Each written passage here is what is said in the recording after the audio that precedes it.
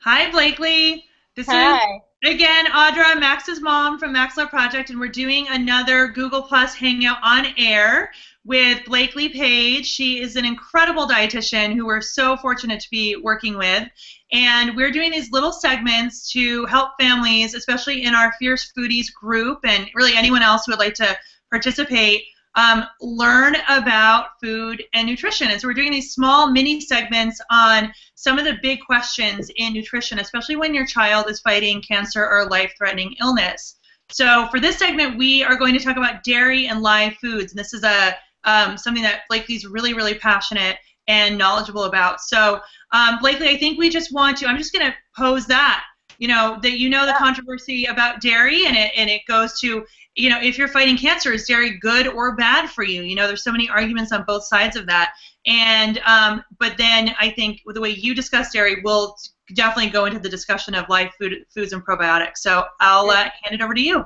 All right. So yeah, as Audra said, dairy is controversial in a lot of different ways for a lot of different reasons. Dairy or no dairy is a conversation, and then when you say yes to some dairy, the conversation then changes to what type of dairy.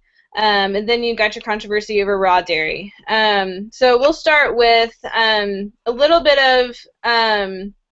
just start with a little bit of why I'm not a huge fan of dairy, unless it's a fermented type of dairy. So our traditional low-fat dairy products that are pasteurized and homogenized, they really don't have a ton of nutritional value. They actually, in my opinion, are more harmful than they are good. And by harmful, I mean they're just more problematic for the body to use and to digest and to be beneficial to our bodies. The pasteurization process cuts out all the enzymes. So it kills all the enzymes and makes that food what essentially was a live food that had active enzymes. It changes it to a dead food that doesn't really give us much of anything, except it gives us some protein, it gives us some calcium, unfortunately, which is pretty poorly absorbed at that point. And the vitamin A and vitamin D in milk is fortified, so they actually add that back in. So it's not actually naturally there. And So then there's there's a a lot lot of of different, sugar, right? and a lot of sugar. In that product. Right. And so when we're talking about our pasteurized dairy, I really don't see much benefit for that at all. All I'm seeing in practice is more people who are intolerant to dairy, more kids who are not tolerating dairy, from the infant stage all the way through teenagers.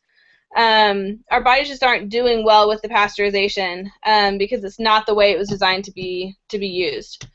Low-fat dairy, I think, is also problematic. It really you have a lot of carbohydrate or sugar in that milk that is non-fat. You don't have any of the fat that actually helps us absorb the vitamin minerals better. You don't have any of the fat that helps buffer the blood sugar rise. And so you end up with a lot of different scenarios with low-fat milk that I'm not a fan of.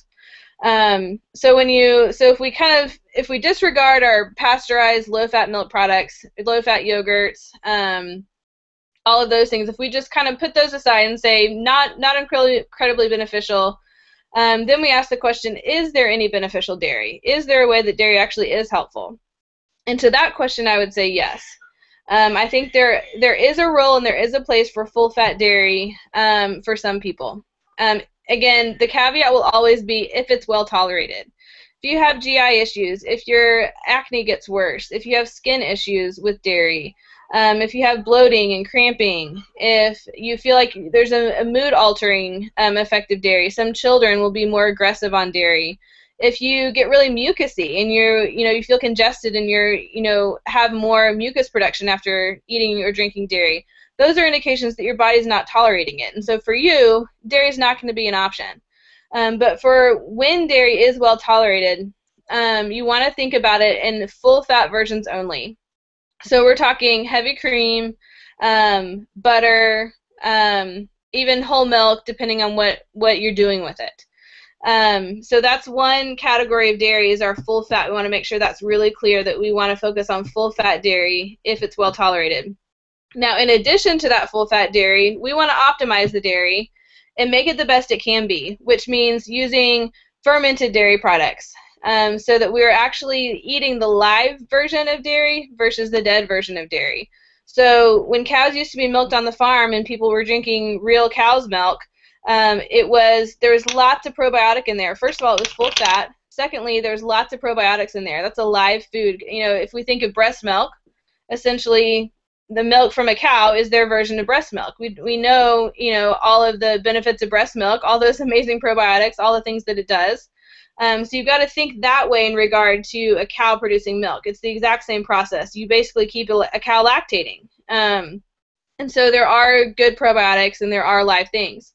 And so if we're going to use dairy, I think we need to ferment it. So that means making your own homemade yogurt, cultured cream cheese, cultured sour, you know, making homemade sour cream.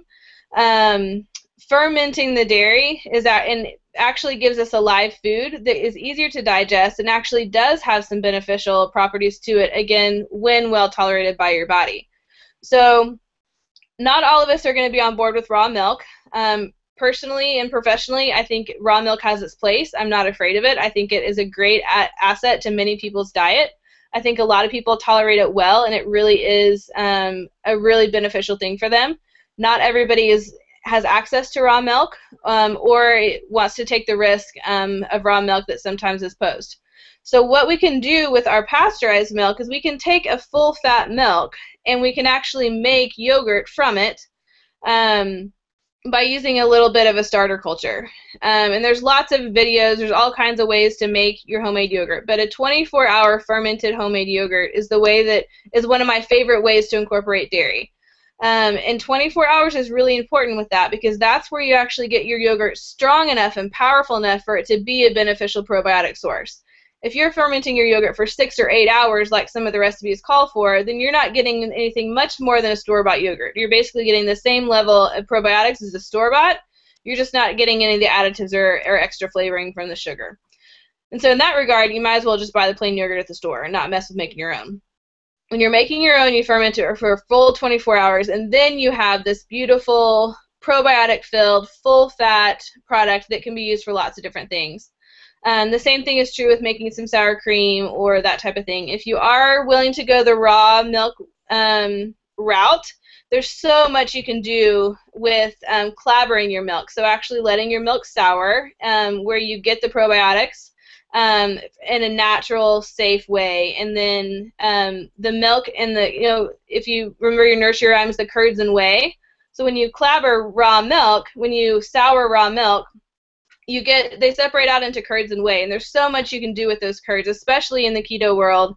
For a ketogenic diet, that's a really, really powerful food because it's full of fat, very, very low in carbohydrate, and very high in probiotics. And so you can make all kinds of fun spreads and all kinds of really powerful foods from those curds. And then the whey also is full of your probiotics, and you can use that to ferment other things like vegetables and do other fermented foods with that. And so you know, there's a whole world of fermentation with the raw milk products, and there's a whole world out there of cultured fermented dairy that has really user-friendly, easy, you know, working mom, busy family type recipes that are doable to get that powerful dairy into your diet. So just as a quick recap, we're not fans of low-fat pasteurized dairy.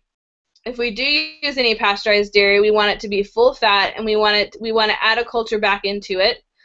We always want to be choosing organic dairy products, and as much as possible, as you have access to them, grass-fed dairy. Because grass-fed dairy means those cows have gotten sunlight and they've been eating that grass and getting that chlorophyll and that vitamin D and all those good essential fatty acids are going to be higher in those products than a non-grass-fed product. So grass-fed butter, grass-fed dairy, all of that is the way that we want to lean towards. And if that seems overwhelming or feels like, where do I even start to get those things or understand that world, there's so many resources out there. If you just Google, you will find some really easy, I mean, lots of other moms and healthcare practitioners are making it easy for us to learn how to do these things at home. Awesome, Blakely. Thank you so much. And I think in the description of this video that we're putting online, I think what we'll do is maybe we could get some of your favorite resources for this, and we could add a couple of links on there. Yeah. into the description so people can access what you've really used as a resource. Now you've done this at home as well, right? You make your yogurt and everything? I don't all the time because I honestly don't tolerate it incredibly well, but I do tolerate it in small amounts, and I do make my homemade yogurt. And I go back and forth with using raw milk. It's not the easiest to get sometimes, and so if I'm not using the raw milk, I'll use a full fat, pastured, usually a non-homogenized milk, like the Kolana brand, KOLANA is one of my favorites to make my yogurt with. And I use a store-bought yogurt as my starter. And so I'll get some Nancy's yogurt because it has multiple strains of bacteria in the store-bought yogurt itself. And so it makes a really great starter. So I get really high-quality store-bought products, and then I ferment it myself, and I get a beautiful yogurt. I've also done lots of fermentation with raw milk in the past. Haven't been doing it lately, but have done plenty. The Weston A. Price Foundation is a great resource for using your raw milk and cooking with your raw milk and fermenting with it. They have some of the best videos and resources out there for that. Awesome. We will be sure to repost those. And like we've talked about before, it's important if you are going to be using the raw dairy, it's great to be able to source from a farmer and right. Especially if you have a child who's immunocompromised, it's going to be important to decide. I mean, it's such a personal decision. At that point, you may want to be a little bit more controllable with your probiotic intake, or whatever it may be. So, but definitely as you're going into recovery and you're trying to recover your gut, we're learning so much about how important that is.